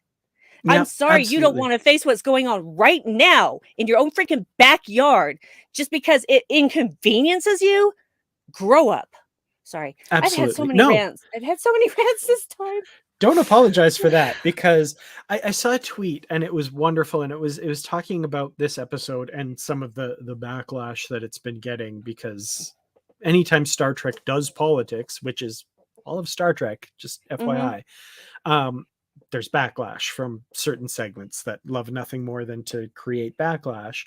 And one of the things was, that they've stated that Star Trek 4 was um, not a template, but an inspiration for this season. And that's not just having to do with time travel and going around the sun, folks. Like Star Trek 4 was a heavy handed, and appropriately so, in my opinion, commentary on one of the big hot button issues of the time, which is whaling and save the whales and all of that. This show is taking its cue from Star Trek 4 in addressing modern day issues set in a modern day time as well, which is Mhm. not something that Star Trek usually does. Usually it's an allegory set in the future and you're supposed to make the connections. They're just straight up talking about these issues in a contemporary context. And obviously the tweet didn't say all this, because that would be way more than 280 characters, but Yeah. basically it summed it up as, this isn't an allegory set in the future, this is a straight up plea for you to do something. That's what this is. Mhm. And yeah, I'm all for it. So Same. yeah. Same. And again, we just have such a wonderful group of people in the comments that, like, Mhm. I'm seeing comments that are, yeah, I Block love you guys. blocking trolls. Thank you for that. I was like, somebody block that guy, please. I have already Oh, had enough. I missed He was, something. oh, that's okay. He was only here to stir pots and try to make people angry. Yeah. He was talking about how much he Star Trek Discovery should be renamed Star Trek Feelings. I absolutely hate this show, and I'm like, okay, can someone block him? But I couldn't stop. I wasn't going to give him the attention, so Yeah. I figured the chat could handle it, and they did. Nice. You guys are awesome. Totally shifting gears to something that's like not at all important, but still something that I thought was terrific and wonderful. And Patrick's comment highlights it. The kid watches Rick and Morty, and this tickles me because A, Memory Alpha is now going to have an entry for Rick and Morty, but B, if they ever republish the Star Trek Encyclopedia, it will have an entry in there for Rick and Morty. And I don't know why, but that just makes me so happy. I think that's hilarious. It is hilarious. I don't even like Rick and Morty, so and I like to say it Morty. I like to Morty. pronounce the T. Morty. There's a T. It's not a D. But that's just how we Americans lazily pronounce it too. So it's all good. Nah, I do like Rick and Morty, so that was fun. Yeah, I was like, it's the little vomit always coming out of the mouth. I just can't. I can't. I get Can't. that. I get that. Yeah, I have problems. Nah. So yeah, I mean, we don't really need to. Everybody's watched the episode. I mean, Rios is in this clinic, and it gets raided by ICE, and he helps get everybody out the back door, except his comm badge is still there. So he's gonna try and make a play for it, but doesn't get very far. And that badge is still there, and he's now under arrest. So great.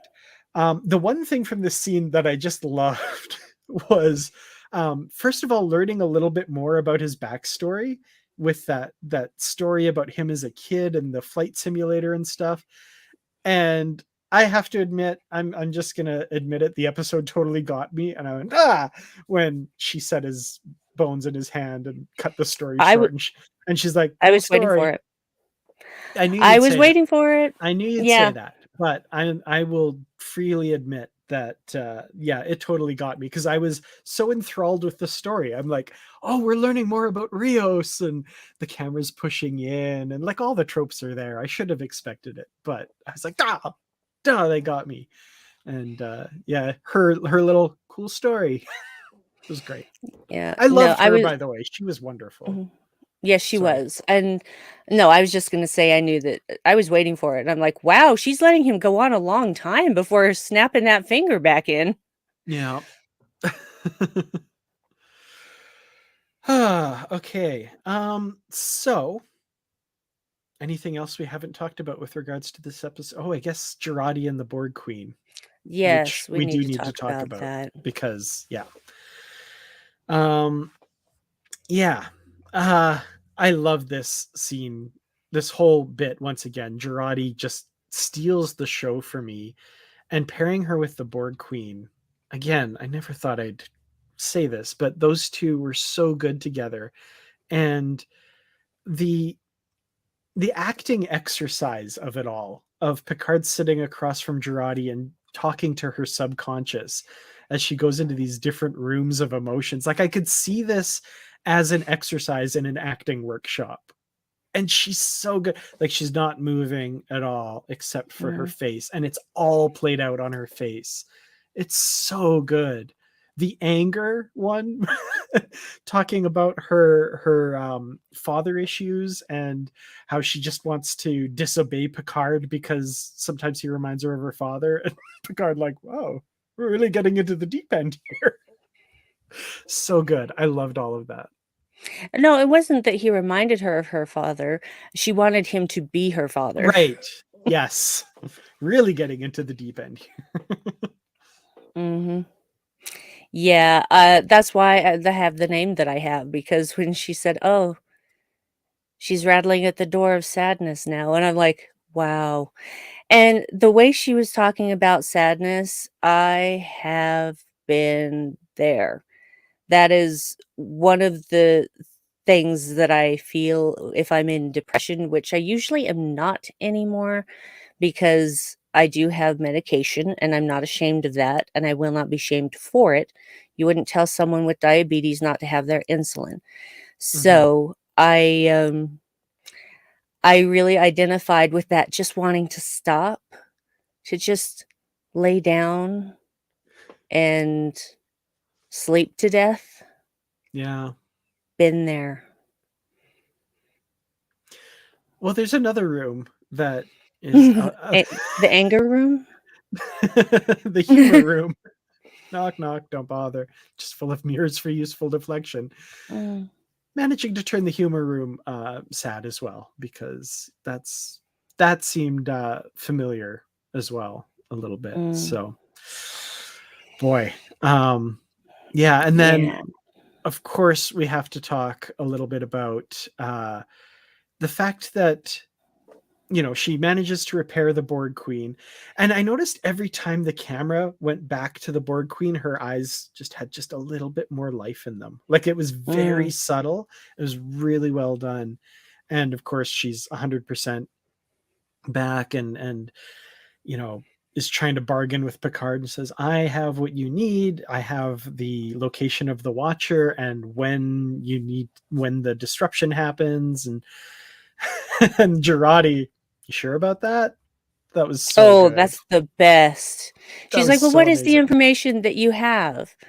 And she says, and the location of the Watcher. She's like, "Hmm, you sure about that?" Just the way she says it is so perfect. Yeah, absolutely. Loved it, loved it. Yeah. So yeah, Girardi stole that information basically. And Mhm, then the chilling aspect of it, though, of course, where the Borg Queen's like, huh, you've done something pretty much impossible to do. You've impressed me. Which, like, okay, first of all, the Queen can communicate across the different timelines and all that kind of stuff. So pretty sure Girardi has the Borg Collective after her now. mm, They want her because she's impressive.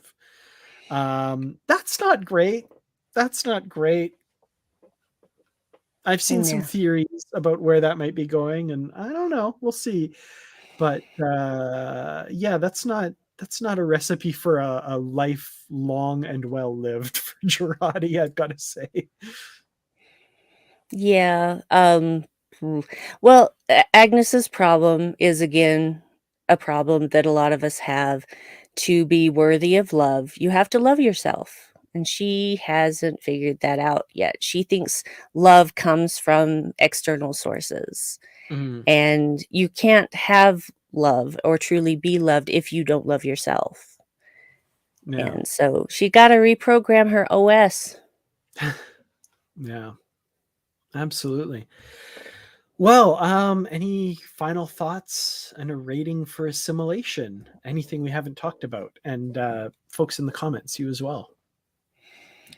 I'm trying to think.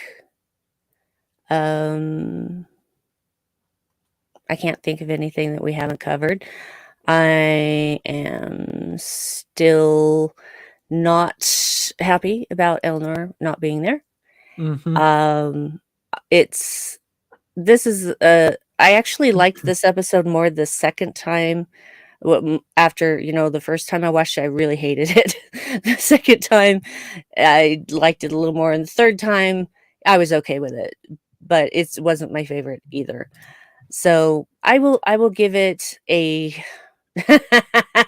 better end up okay. I will give it a big knock at the door of sadness. Oh man.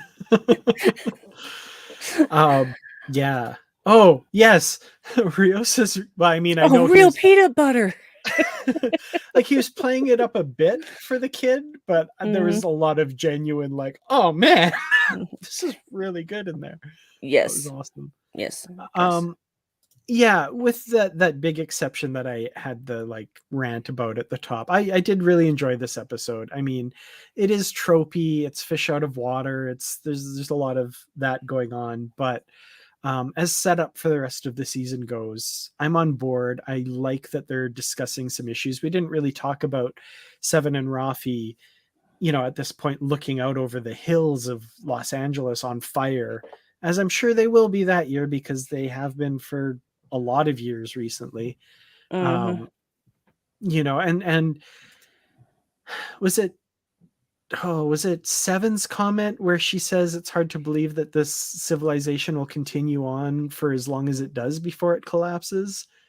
And I just like the matter of fact way that she says that, which we know, of course, is coming in Star Trek's future, but we've never been, well, I guess with the exception of Deep Space Nine, we've never been this close to where that happens before it happens. So just Yeah. that matter of factly until it collapses is a splash of cold water in the face. And I mean, I know Star Trek isn't 100% prophetic. It's still fiction, but yikes, that stings, and I can't argue Yeah. it. Mm-hmm. So, yeah, that was. I love that they're confronting these things head on, and so Star Trek's best when it's talking about issues, whether it's via allegory or via just directly talking about them. So that gives it a lot of love for me. I'm gonna say 4 out of 5 amazing peanut butter cookies used to trick kids. That sounds Oh, horrible. that makes me want peanut butter cookies. Could go I for like that that. right now. 0.8 out of 1 peanut butter jar. The rest has been eaten by Rios. Nice one. That's good. Oh, the other thing that we didn't talk about, Seven and her realization that Mm. people look at her differently now that she doesn't have the implants. And Mm-hmm. the fact that where and when she's from, everybody knows what the Borg are. And that's the first thing they see whenever they look at Seven. And she's experiencing now for the first time what that's like to not have people look at her that way. And that's got to be intoxicating. Like that's got to be, yeah. Yeah, I don't know what else to say about that, but I'm assuming that gets picked up on further because that's an interesting turn for Seven for sure. Yeah. Oh, did I skip DJs? I missed one. I just saw. Shameful. Oh, there we go. Yep, 8 out of 10 peanut butter Yeah, we cookies did get that with one. real peanut butter and not recycled poop. That's important. Yep. Okay, I still don't know which ones I missed and didn't. Nope, you got that one too. Okay. Mugger butt whoopings, that's a good one. I love it. Butt Bruce and whoopings. Agnes's Yeah. mind. Communication pins lost. That's a good one. Okay. Oh yeah, we didn't talk about Leah Thompson directing it as well. That's pretty cool. Yes. I mean, it's an episode about time travel and Marty's mom directed it. That's kind of cool. I mean, I know she's known for a lot more than just that, but that's where I a love lot Leah of Thompson. oh yeah, but that's where a lot of us nerds know her from. So Yeah, well, that isn't the first thing I saw her in, but the first thing I saw her in was actually Some Kind of Wonderful. oh But yeah, that I love her, always have loved her, and I love that she's directing Star Trek. That makes me very, very happy. And that's all I'll say about that. yeah, awesome. Well, I think she did a great yeah, Howard the Duck. Great. Can we We don't talk about that. The nuclear scientists in Howard the Duck couldn't say the word nuclear right. They said nuclear. Oh. Nuclear is not a word. It is nuclear. Nuclear. Nuclear. Like a nucleus. Nuclear. Get it through your heads. Well, Brandi, if you want to dispense language advice to the folks in the chat, where can they find that online? Yeah, never. Never. Never going back online again. Now, you can just find me at Twitter at Brandywine12, where you see me posting about. Usually, I'm retweeting fan art and reposting stuff and posting about whatever podcast episode I've done is out next. So, those things. Awesome. Yeah, you can find me on Twitter at Kurtrats, and the podcast Positively Trek that I do with Bruce Gibson comes out every Tuesday.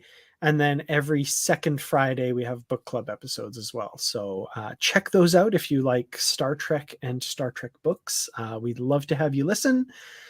And the Positively Trek discussion group on Facebook. Go check that out. And thank you all so much for joining us this week. Thank you, Brandi, for joining me. As always, this is so much fun. And thank you to everyone in the chat for your wonderful, insightful chats this week. I really do appreciate it. All viewpoints and everything are welcome, and you guys always just have like the best comments. So thank you so much, and we'll see you again next week for just one episode. Oh man, we've been so spoiled, and now it's just Picard for the next few weeks anyway. So we'll see you then. Yep. Goodbye.